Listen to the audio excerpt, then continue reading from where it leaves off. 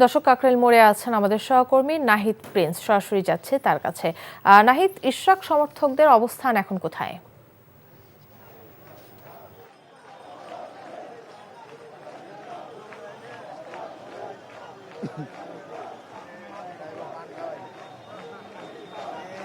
এখনও তারা মাঠে রয়েছে, তবে ইশরাক হোসেন কিছুক্ষণ আগে বলেছিলেন যে তাদেরকে অবস্থানটি ছেড়ে দিতে, রাস্তা ছেড়ে দিতে।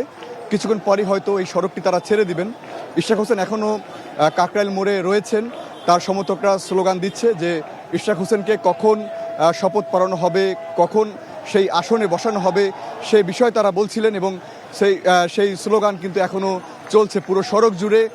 ইশরাক হোসেন দেখতে পাচ্ছি যে এখনও তিনি গাড়িতে অবস্থান করছেন, যে সেই রাত থেকে যে তিনি এখানেও ছিলেন, সেই কাকরাইল মোড়ে যে একটি স্পটে কিন্তু তিনি দাঁড়িয়ে কথা বলেছেন তার সমর্থকদের সাথে, যে 8 দিন ধরে চলা যে এই আন্দোলন সেটি কিন্তু আজকে অনেকটাই শেষ হয়েছে বলা যায়। তারা বলছিলেন যে 24 ঘন্টা থেকে 48 ঘন্টার মধ্যে যদি সেই অন্তর্বর্তী সরকারের 2 উপদেষ্টাকে যদি বহিষ্কার করা না হয়, পদত্যাগ করানো না হয়, তাহলে তারা আবার রাজপথে নামবেন। তারা বলছেন যে এই যে বিশৃঙ্খলা সৃষ্টি, মানুষের যে দুর্ভোগ, এটি শুরুই হয়েছে এই অন্তর্বর্তী সরকারের 2 উপদেষ্টার কারণে। কারণ ইশরাক হোসেন কিন্তু এর আগেও মেয়রের জন্য শপথের জন্য কিন্তু তাকে কিন্তু 28 এপ্রিল বা 27 এপ্রিল কিন্তু তাকে তার পক্ষে শুনানি আসে, কিন্তু সেইটি কিন্তু খারিজ করে দেওয়া হয়। তারপরে যে এই কর্মকাণ্ড, সেই কর্মকাণ্ড কিন্তু সারা ঢাকার যে মানুষের দুর্ভোগ, সেই দুর্ভোগ পর্যন্ত নিয়ে যায়।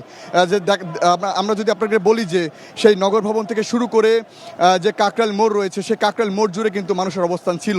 এই গতকাল থেকে কাকরাইল মোড়ের সেই মানুষের বিএনপি সমর্থকদের অবস্থানের কারণে কিন্তু পুরো সড়ক যানজটের সৃষ্টি হয়। তিনি বলছিলেন যে এই জন্য তিনি দুঃখ প্রকাশ করছেন, তিনি ক্ষমা প্রার্থী, কারণ তিনিও চাচ্ছেন যে মানুষ যেন কোনো দুর্ভোগের সৃষ্টি না হয়, সাধারণ মানুষ যেন ঠিকভাবে চলতে পারে। কিন্তু এই যে সরকারের পক্ষ থেকে যেসব মেসেজগুলো আসছে বা যেসব সিদ্ধান্ত নেওয়া হচ্ছে, সেটি বিএনপির জন্য, সামনে রাজনীতির জন্য, গণতান্ত্রিক রাজনীতির জন্য একটি হুমকি স্বরূপ। তিনি বলছিলেন যে এটি আগামী যে জাতীয় নির্বাচন হবে, সেই নির্বাচনের জন্য হুমকি স্বরূপ। এটি তিনি বলছিলেন যে আগামী নির্বাচন হবে গণতান্ত্রিক নির্বাচন, এবং সেই নির্বাচন যেন সুষ্ঠু হয়, সুন্দর হয়, সেই লক্ষ্যেই বিএনপি কাজ করবেন এবং সেই আশা রেখেই তারা কথা বলছেন। তো এই ছিল আমার কাছে রাজধানী কাকরাইল থেকে সর্বশেষ। এই ঈদে জামা জুতো অ্যাক্সেসরিজের ডিসকাউন্ট।